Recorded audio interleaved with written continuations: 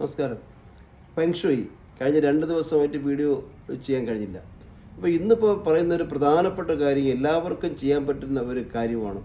Feng shui എന്ന് പറയുന്ന Chinese വിശ്വാസത്തിൻ്റെ ഭാഗമായിട്ട് അവർ ഓരോ വർഷവും മാറി മാറി വരുന്ന ദിശകൾക്ക് അനുസൃതമായിട്ട് മാറ്റങ്ങൾ വരുത്താറുണ്ട്. പക്ഷെ അതൊന്നും നമുക്ക് പ്രായോഗികമായിട്ട് ചെയ്യാൻ കഴിയുന്ന കാര്യമല്ല.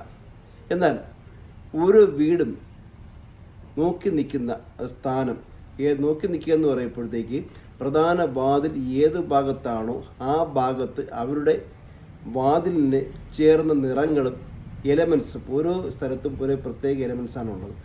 ഒന്ന് പറഞ്ഞു കഴിഞ്ഞാൽ കിഴക്ക് വശത്തോട്ട് നോക്കിയിരിക്കുന്ന വീടാണെങ്കിൽ, കിഴക്ക് ദിക്കിലോട്ട് നോക്കിയിരിക്കുന്ന വീടാണെങ്കിൽ അത് മരത്തിൻ്റെ സ്ഥാനമാണ്, അതായത് വുഡിൻ്റെ സ്ഥാനമാണ്, വലിയ മരങ്ങളുടെ സ്ഥാനമാണ്.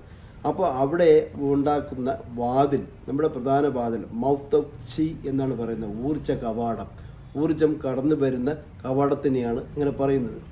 അപ്പോൾ നമുക്ക് പ്രധാന വാതിൽ കിഴക്കോട്ട് നോക്കിയുള്ളതാണെങ്കിൽ അവിടെ പച്ച നിറം ഇല്ലെങ്കിൽ ബ്രൗൺ നിറം എന്നീ നിറങ്ങൾ കൊടുക്കുന്നത് തടി കൊണ്ടുള്ള പ്രധാന വാതിലായിരിക്കണം അവിടെ ഉണ്ടായിരിക്കേണ്ടത്. അങ്ങനെ ഓരോ ദിശയ്ക്കും ഓരോ ദിക്കിനും പ്രത്യേകം ദിക്കുകളും വശങ്ങളും കൂവാൻ നമ്പറും ഒക്കെ ഉണ്ട്. അത് നമുക്ക് അടുത്ത വീഡിയോയിൽ പറയാം.